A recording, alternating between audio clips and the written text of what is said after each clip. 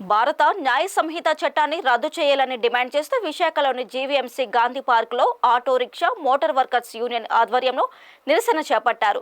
ప్రమాదాలు నివారించడానికి అవసరమైన చర్యలు చేపట్టకుండా డ్రైవర్లను పూర్తి బాధ్యత చేసే చట్టాల వల్ల ఉపయోగం లేదంటూ ఆందోళన వ్యక్తం చేశారు. ఈ సందర్భంగా సిఐటియు విశాఖపట్నం జిల్లా ప్రధాన కార్యదర్శి సత్యనారాయణ మాట్లాడుతూ భారతీయ న్యాయ సంహిత 2023 పేరుతో డిసెంబర్ 21న పార్లమెంటులో బిల్లును ఆమోదించి మోటార్ కార్మికుడికి తీరని అన్యాయం చేశారని దుయ్యబట్టారు. ప్రమాదాలు ఎలా జరుగుతున్నాయో పరిశీలన చేయకుండా కేవలం డ్రైవర్లను బాధ్యులను వారికి 7 ఏళ్ల శిక్ష పడేలా చట్టాలు చేయడం దారుణమని అన్నారు. కేంద్ర ప్రభుత్వం ఏదైతే ఉందో ఆ కేంద్ర ప్రభుత్వం చట్టాన్ని తీసుకొచ్చింది హిట్ అండ్ రన్ అని. దాన్ని 106 సెక్షన్ పెట్టి బై 1 బై 2 అని చెప్పేసి చట్టాన్ని తీసుకొచ్చింది. ఈ చట్టాన్ని గత పార్లమెంట్ సమావేశంలో ఈ చట్టాన్ని ఆమోదం పెట్టి ఓకే చేసుకున్నారు.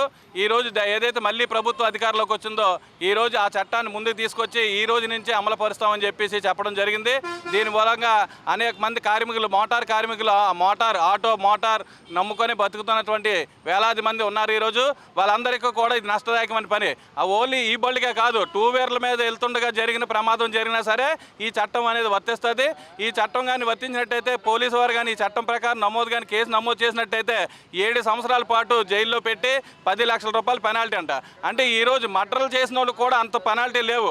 ఏదో అనుకోకుండా జరిగే ప్రమాదానికి డ్రైవర్ని పూర్తి బాధ్యం చేసి 10 లక్షల రూపాయలు పెనాల్టీ వేయడం చాలా దుర్మార్గమైనటువంటి చర్య అని చెప్పేసి ఈరోజు మేము చెప్తా ఉన్నాము. అసలు యాక్సిడెంట్ గల కారణాలు పరిశీలన చేయవలసిన ప్రభుత్వాలు ఎటువంటి పరిశీలన చేయట్లేదు. జాతీయ రహదారులపై వైన్ షాపులు ఉంటున్నాయి, వాటికి ఉండదు. అలాగే డ్రైవర్లకి రెస్ట్ రూమ్లు ఉండాలి, రెస్ట్ రూమ్లు ఎవరు ఎటువంటి సౌకర్యాలు కల్పించకుండా ప్రమాదాలకు గురి చేస్తున్నటువంటి ఓనర్లు ఉన్నారు. 24 గంటల పాటు వాహనాలు నడిపి నిద్రలే ప్రమాదాలు అలాంటివన్నీ కూడా గమనించి ప్రమాదాల కారణాలు తెలుసుకొని వాళ్ళని నివారించడానికి ప్రయత్నం చేయాలి తప్ప శిక్షలు వేసి డ్రైవర్లు బాధ్యులు చేయాలనుకుంటే ఎట్టి పరిస్థితి ప్రమాదాలు తగ్గే పరిస్థితి కాదు.